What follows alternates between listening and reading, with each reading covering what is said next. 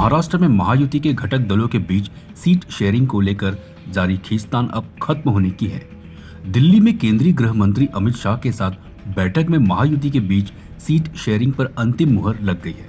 इसके बाद महाराष्ट्र के मुख्यमंत्री एकनाथ शिंदे और उप मुख्यमंत्री अजित पवार रात 2 बजे के करीब एक साथ एक ही विमान से मुंबई लौटे। सूत्रों के अनुसार महाराष्ट्र में जो अंतिम फार्मूला बना है उसके अनुसार 34 सीटों पर बीजेपी और 10 सीटों पर शिवसेना चुनाव लड़ेगी। अजित पवार की अगुवाई वाली एनसीपी 4 सीटों पर अपनी प्रत्याशी खड़े करेगी। इसमें एक सीट बारामती लोकसभा होगी।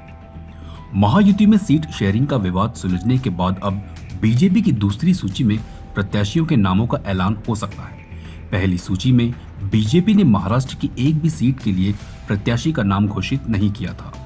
इसके बाद शिवसेना यूबीटी नेता उद्धव ठाकरे ने निशाना साधते हुए कहा कि पहली सूची में बीजेपी के बड़े नेता नितिन गडकरी का नाम नहीं है। उन्होंने नितिन गडकरी को महाविकास आघाड़ी में शामिल होने का ऑफर भी दे दिया। केंद्रीय मंत्री पीयूष गोयल के मुंबई से लड़ने की चर्चा है। राज्य में बीजेपी ने महायुति के साथ 48 में से 45 सीटों को जीतने का लक्ष्य रखा है। 2019 के लोकसभा चुनाव में बीजेपी शिवसेना गठबंधन ने राज्य में विपक्ष का सुपड़ा साफ करते हुए 41 सीटों पर जीत हासिल की थी। महाराष्ट्र में बीजेपी ने अभी तक अधिकतम 26 सीटों पर चुनाव लड़ा है। इस बार पार्टी 34 सीटों पर चुनाव लड़ेगी।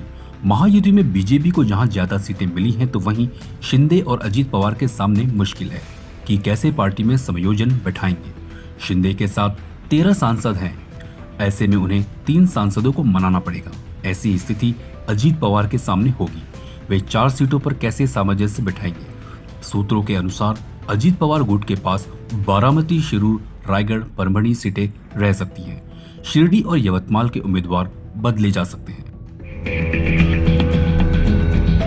CEN न्यूज देश प्रदेश की ताजा तरीन खबरों के लिए CEN न्यूज को सब्सक्राइब करें और रहें पल पल की खबर से हर पल बाखबर।